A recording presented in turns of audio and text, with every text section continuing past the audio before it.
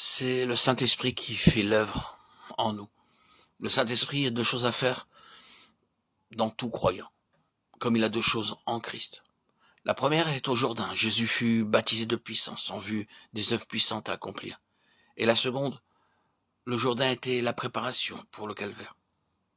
Au calvaire, nous ne voyons pas une œuvre puissante visible, et cependant le calvaire fit davantage pour le salut du monde que les guérisons et les miracles de Jésus en Galilée. Nous pensons trop à accomplir des œuvres puissantes, Matthieu 14, 12, et trop peu à suivre le Maître en sa mort. Et cependant, c'est celui-là seul qui sera enseveli avec Christ en sa mort, qui portera du fruit. Vous pouvez avoir une activité dévorante toute votre vie et n'arriver qu'à peu de résultats. Mais si vous êtes prêt à mourir avec Christ, le fruit qui en résultera sera aussi abondant que le sable de la mer. Il n'y a pas de limite au fruit qui sort de la mort, Jean 12, 24.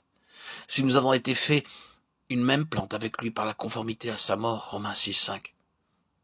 Cette conformité peut être comparée à la greffe pratiquée sur un arbre. Lorsqu'on greffe un arbre, on fait une fente, puis, quand la greffe a été insérée dans la jante, les deux branches sont attachées ensemble par un lien. Pourquoi ?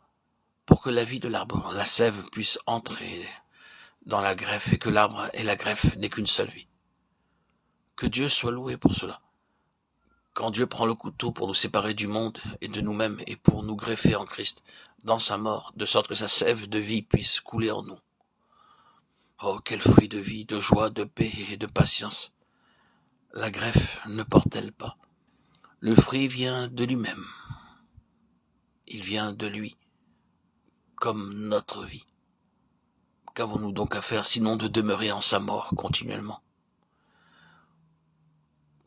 Combien la vérité qui suit le verset 5 est belle, sachant que, après avoir réalisé que nous sommes greffés en lui, notre vieil homme a été crucifié avec lui.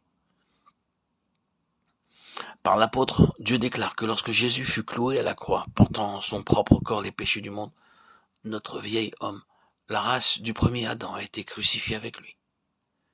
Telle est la déclaration de Dieu au sujet du calvaire. Certains incrédules disent, c'est le récit que Paul en fait. C'est sa manière de voir. Non, il faut se rappeler que ce fut Jésus lui-même qui révéla son évangile à Paul, et non les hommes.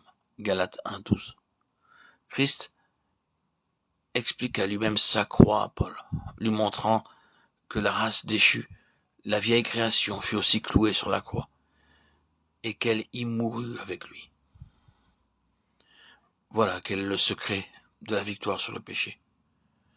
Ce n'est pas vous qui vous séparez du péché, c'est en saisissant votre position dans la mort de Christ, et en consentant à être greffé avec lui, vous comptant vous-même mort au péché, que le Saint-Esprit opère cette séparation du péché, et qui vous amène à réaliser en fait cette œuvre de délivrance qui en résulte. Le Saint-Esprit ne manque jamais de rendre témoignage à l'œuvre du calvaire, du moment où, en toute sincérité de cœur, vous désirez être délivré de la puissance du péché. Il n'y a pas un péché, fût-il le plus grand, qui ne puisse disparaître de vous et vous laisser libre. S'il est mort, il est mort une seule fois pour le péché. Maintenant qu'il est vivant pour Dieu. Mettez-vous aussi bien dans l'esprit que vous êtes mort. Romains 6, 10, 11. Votre part est de vous considérer comme mort. Même si vous ne le comprenez pas, de vous compter non seulement pour mort, mais de vivre dans l'instant présent comme mort au péché. Et cela de par votre choix, votre propre volonté. Alors que le péché ne règne donc plus. Verset 12. C'est le seul moyen d'avoir la victoire sur Satan, car c'est par le péché, volontaire ou inconscient, qu'il nous tient. Et ce n'est qu'en saisissant cette vérité révélée dans Romains 6 que nous serons libérés. Le péché ne régnera plus. Quand le diable nous attaquera, nous tentera, ou que nous sentirons le besoin d'être délivrés d'un péché quelconque, répondons-lui triomphalement sur cette base de ma mort personnelle avec Christ. Je suis maintenant mort à ce péché, et il ne régnera pas sur moi. À ce moment-là, le Saint-Esprit vous applique la puissance de la mort de Christ, auront les liens avec le péché, et vous perdez même le désir de pécher. Le péché n'est plus. Dieu soit béni. La victoire est gagnée par la mort, car celui qui est mort est affranchi du péché. l'abîme de la mort est entre vous et le péché, et même entre vous et le tentateur, tant que vous demeurez dans cette attitude de mort. Et de plus, si vous voulez remporter la victoire sur l'ennemi qui tient une autre âme enchaînée, avant de rien entreprendre, il faut que vous soyez sûr de votre base de Romains 6, car le seul endroit où l'ennemi n'est pas de puissance, c'est le terrain de la croix. Cachez-vous en la mort du Seigneur Jésus et au nom de Jésus.